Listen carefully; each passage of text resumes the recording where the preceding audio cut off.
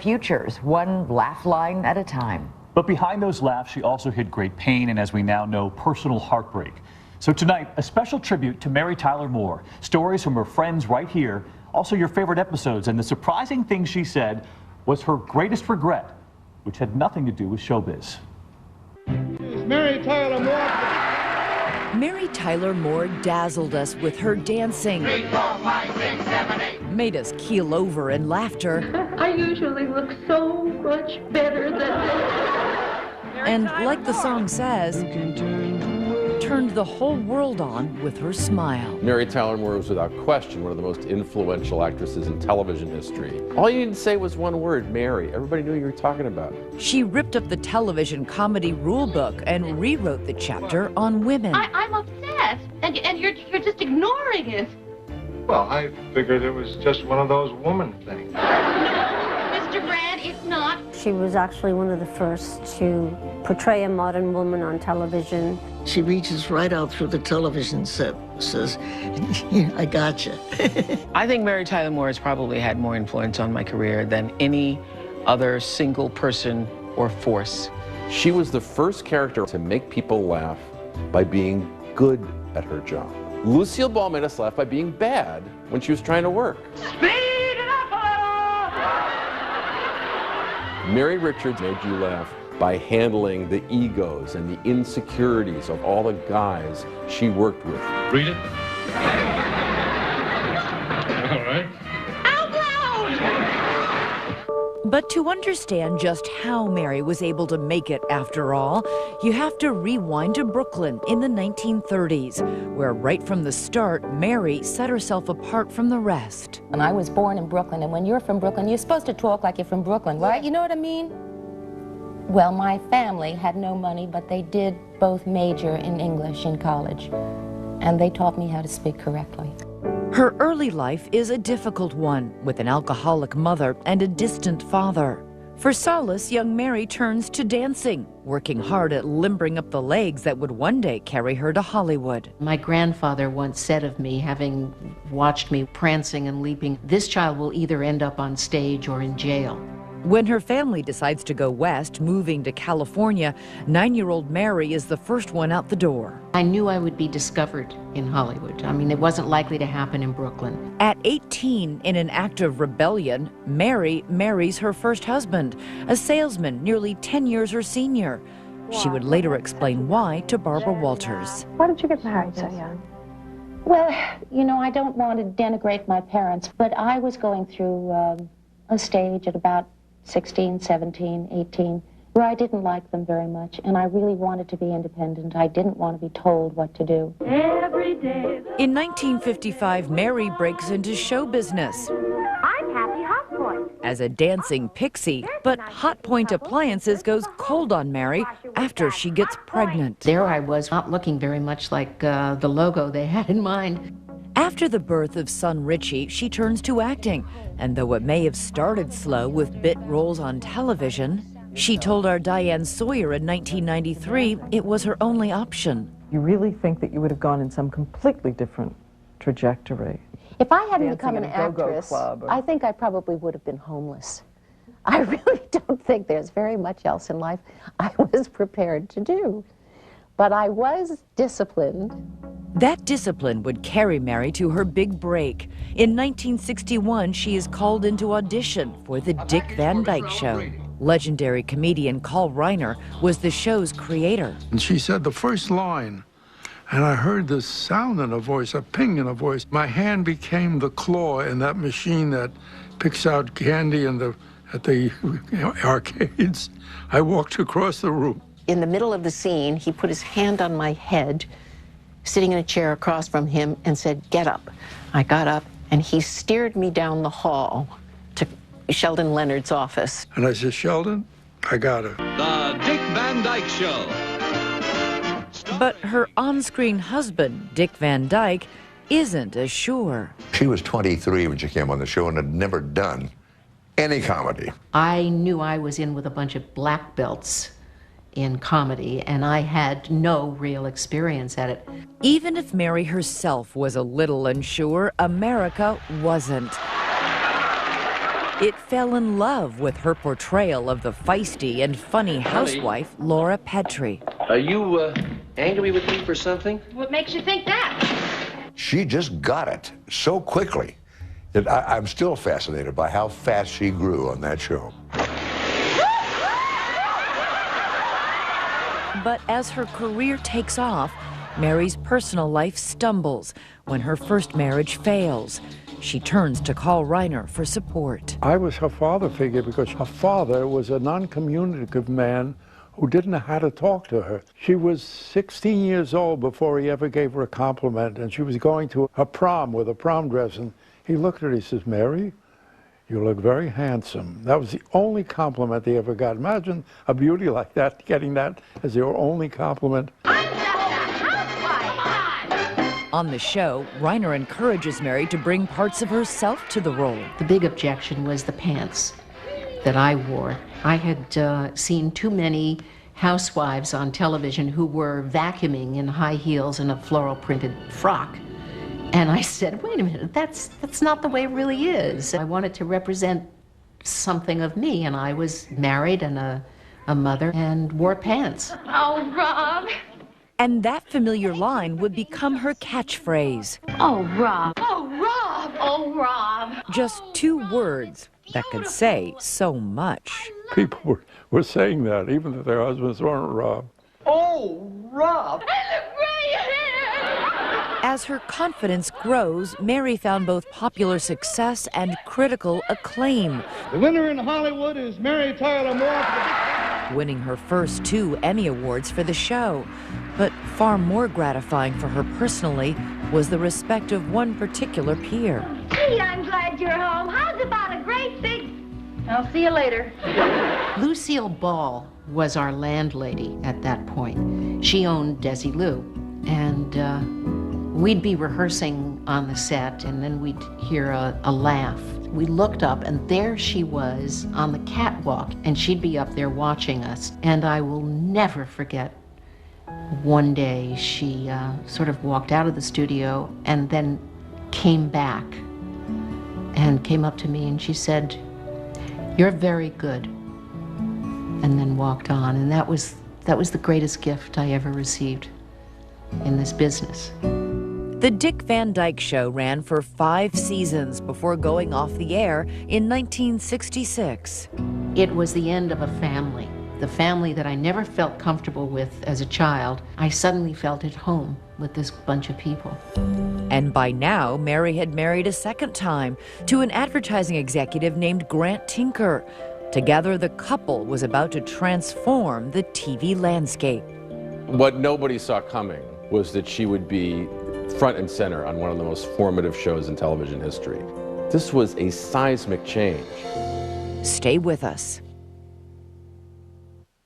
Hey, girlfriend, how's your cafe au lait? Oh, it's actually...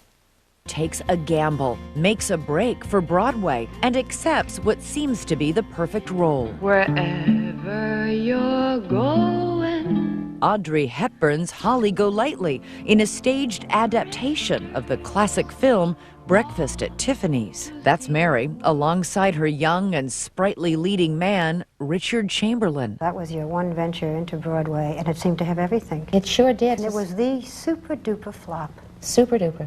As Mary's dreams on the Great White Way quickly fade, the resilient actress decides to take her dance steps to the silver screen. I must study you if I'm going to be an actress.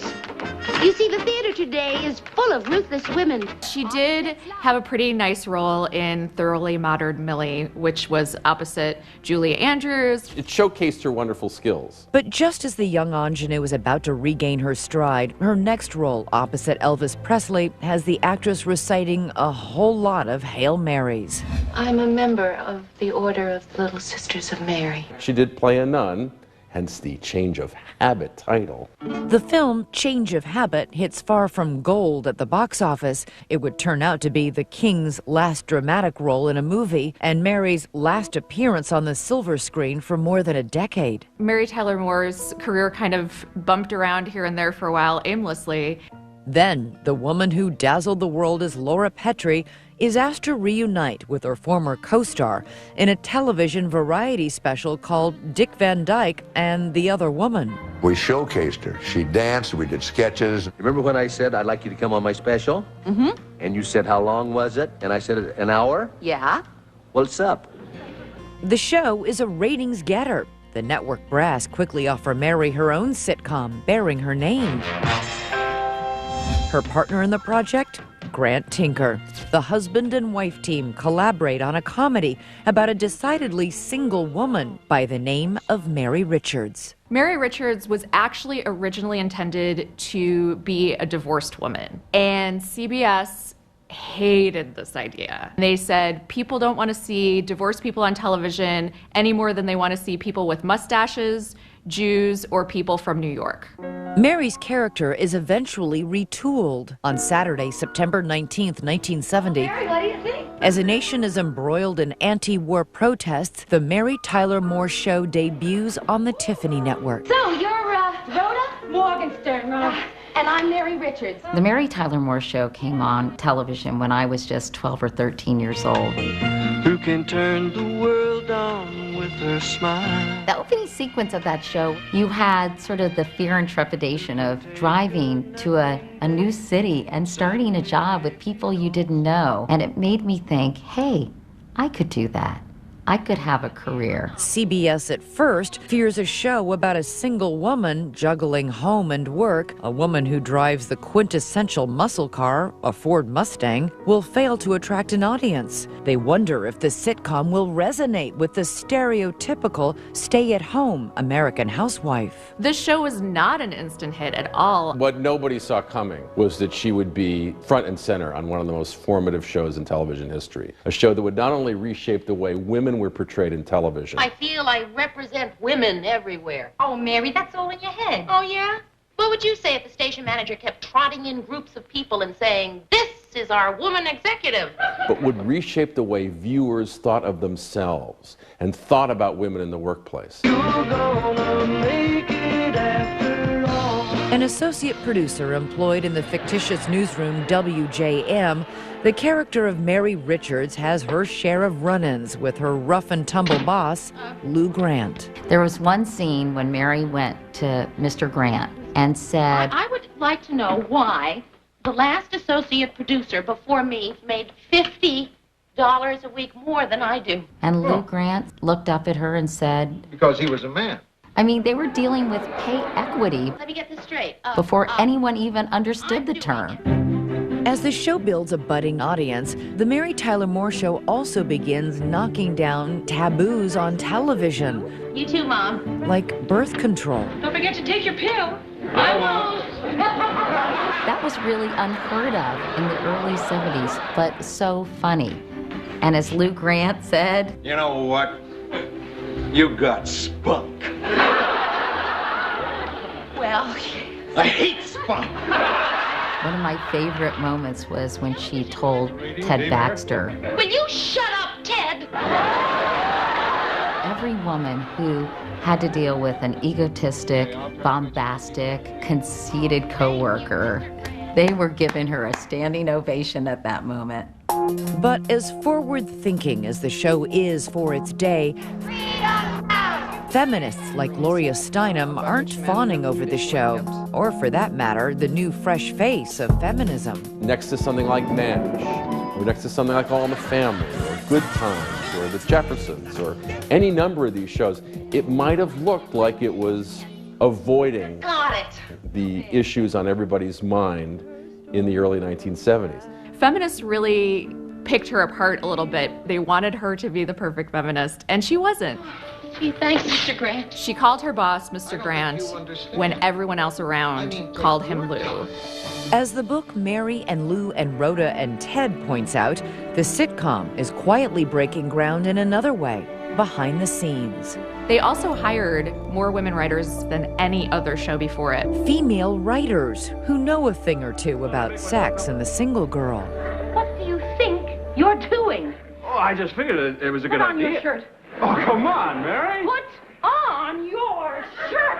You value that writing. You never take it for granted because it doesn't happen that often. Hello? What they could never imagine is that they were about to pave the way for future aspiring comedy writers like Lena Dunham, Amy Schumer, and Tina Fey. If you call yours, I'll call mine. Because before anyone ever heard of Carrie, Miranda, Samantha, and Charlotte, there was Mary, Phyllis, Sue Ann, and Rhoda. The show is brilliant because Mary is who you want to be, who you wish you were. Rhoda is who you probably are. And Phyllis is who you're afraid you'll become. And that's pretty close to the truth. Because if you push me, then I just might have to push back. Hard. Come on, you can't carry that off. I know. But the Mary Tyler Moore Show did push back. She went out on a date and stayed out all night. Challenging the premise, who says you can't be single and alone, but not lonely? You looked at it and you thought, well, who needs a boyfriend? I mean, great if it happens, but who needs a guy to orient your life around? Take care of yourself? Mary was kicking ass on her own. I think I just did. Next, how Mary and a clown named Chuckles made TV history. A little song, a little dance, A little seltzer, darling. comedy gold. When we return. Go last week.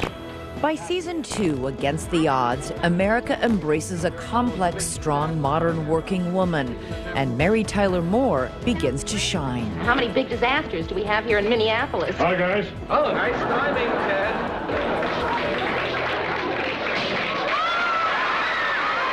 Mary's gifts are bolstered by a surrounding cast that brims with talent and a mixed bag of personalities, dancing together as one on screen. They had, a phenomenal cast of characters. Maury McIntyre is the president of the Television Academy, which interviewed the entire cast of The Mary Tyler Moore Show for its online archive. Lou Grant, who was so gruff and hearty. The only time I push people away is when I don't want them around me. Murray Slaughter. I'm going to see how long it takes before you say something stupid. Is that an insult? 3 seconds. Ted Baxter was always so into himself. We'll see who's the funny guy around here. We're on the air, Ted.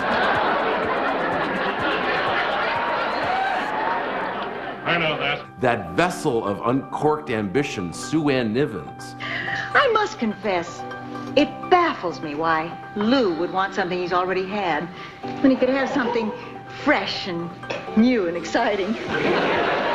One of the other great things about Mary Richards, she was most fully herself with her female friends. Okay, with Phyllis Lindstrom, Rhoda Morgenstern. What man in your life, could have been a long time ago or someone you just met, do you wish you knew better? Well, there was this professional dancer. Not you, And the cast itself benefits from a selfless star in Mary. She would say, in a run-through, Jim, Alan, I think this joke is a Rhoda line. I don't think it's as good for Mary. She's giving away laughs. As Mary explains to Barbara Walters, she had no issue playing the straight woman. Are you naturally funny? No, I'm really not. I have a natural love of other people's senses of humor. The show begins effortlessly churning out iconic moments.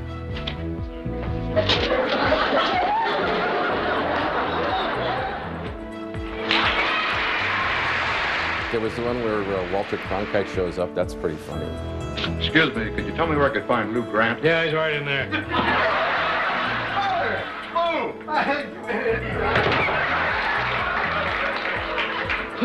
That's Walter.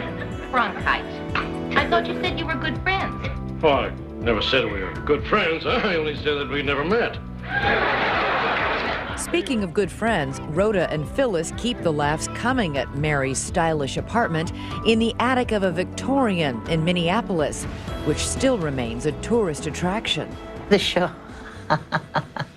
where Valerie has lost her job as a window dresser. And she's in Mary's apartment day and night and day, 24/7. I'm just sick of it. I'm just sick of it. Mary, We have to force her to take a good, hard look at herself. We have to shake her up. We have to slap some sense into her. And she says, Rhoda. Rhoda! Rhoda. Rhoda! And then she comes over and takes and disconnects my dryer. Rhoda!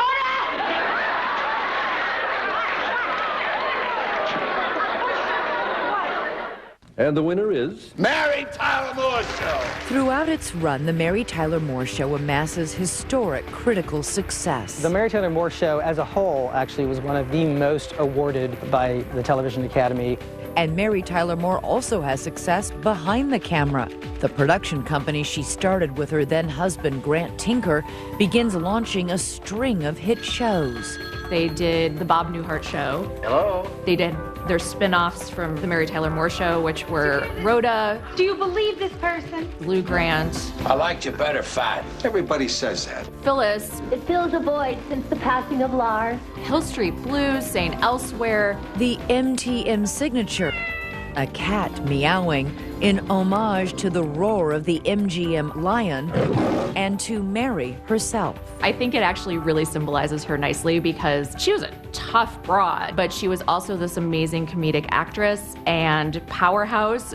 But if there's one episode that showcases all of Mary Tyler Moore's gifts, it's the one titled Chuckles Bites the Dust, considered by many to be one of the greatest episodes in television history. Something terrible has happened.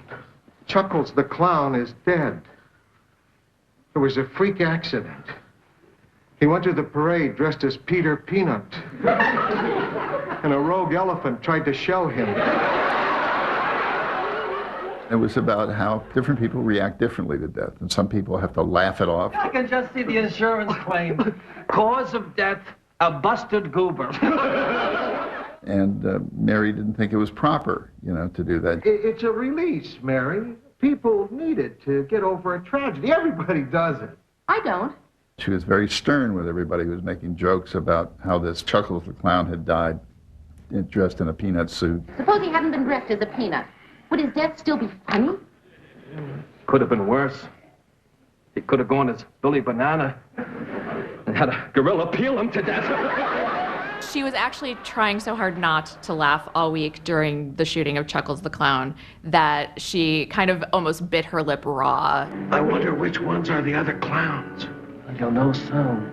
They're all going to jump out of a little hearse. And then when you get to the funeral scene, this pompous minister goes into all this stupid stuff that the Chuckles had done in his life. Billy Banana. And my particular favorite, Aunt Yoo-Hoo. And that's the first time she loses it and just starts bursting out laughing. There was always some deeper meaning to whatever Chuckles did. Excuse me, young lady. Comedy gold, because it contains this phrase: a little song, a little dance. A little seltzer, darling. But all good things come to an end. And after 7 seasons, The Mary Tyler Moore Show ends its run, a bittersweet moment for its star. I was crumbling inside. I didn't want it to end. It was my family. And I thought, surely there are more stories to be done. Their story ends with a tearful group hug and a final gaze from its trailblazing star before she turns off the light. Coming up, the lights dim on the show, but not on the dark secret in Mary's life, and the tragedy that mirrors her most famous film. It's just so shocking that something like that would happen. Stay with us. After 7 years of The Mary Tyler Moore Show, 5 Emmys, countless magazine covers, Mary is trying to figure out her next act. It is 1979 when she invites Barbara Walters into the home she has just built. Her 16-year marriage to Grant Tinker seems, if only on the surface, to be as solid as ever. You never thought, hey, look at all I missed out there? No, because I get so much from Grant. I think of him primarily as my best friend. and he is also my lover. What more do I need? Well, I'm not going to talk you out of it. But what she's not telling Barbara is that her marriage is actually crumbling. Mary later writes of fights with Tinker, about her storming into my car in a fury, playing dangerous Russian roulette as she'd hit the accelerator and run each stop sign.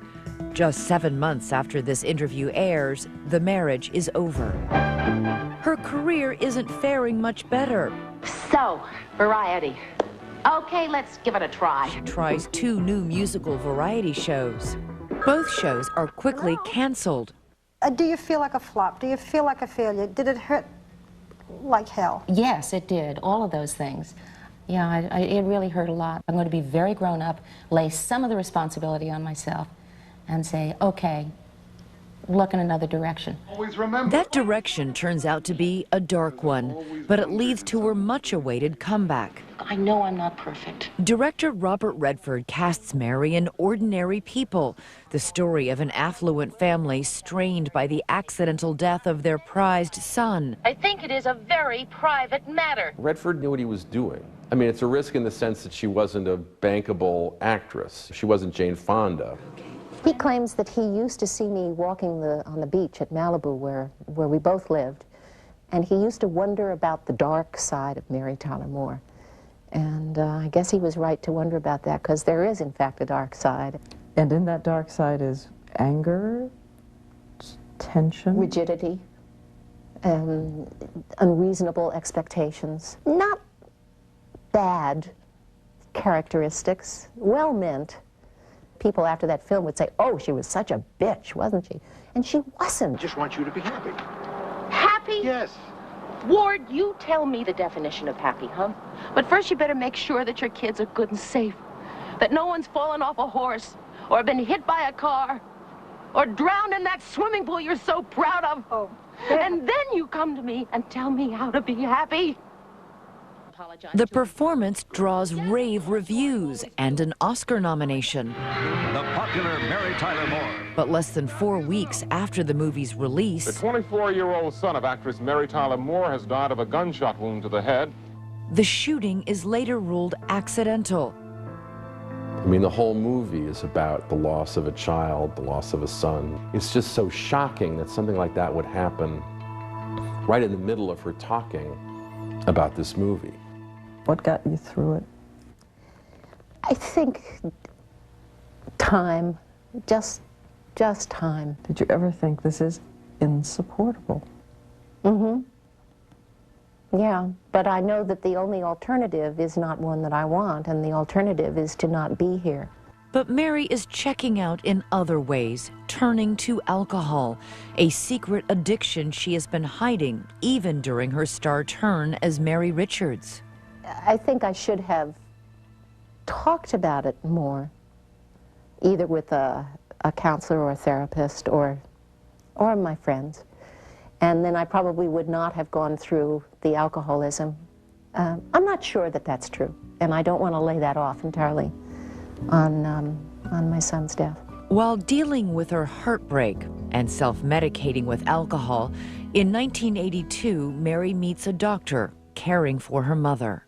I saw this tall, dark, handsome doctor, and I thought to myself, well, Mary, you bad girl, you know what you're going to do, don't you? And I did. I knew I was going to be assertive, and I was going to make the first move. How did you make the first move? In parting, he said, I'm going to leave you my home phone number in case there's any kind of emergency ever. Dr. Robert Levine is 17 years her junior. Still, Mary decides to call that next night at 3 o'clock in the morning. I said, does acute loneliness come under the heading of emergency? He said, I can't think of a better reason to be awakened. The two marry, and the third time is a charm as they stay together for the rest of Mary's life. Everyone looks at Mary as being exceptionally confident and capable and able. And while she is capable, the confidence really is not there. After years of numbing those insecurities with alcohol, in 1984, Mary finally checks herself into rehab at the Betty Ford Clinic. Was it hard to stop? Yes, it was. People were stunned when it came out that I went to Betty Ford, which I tried to do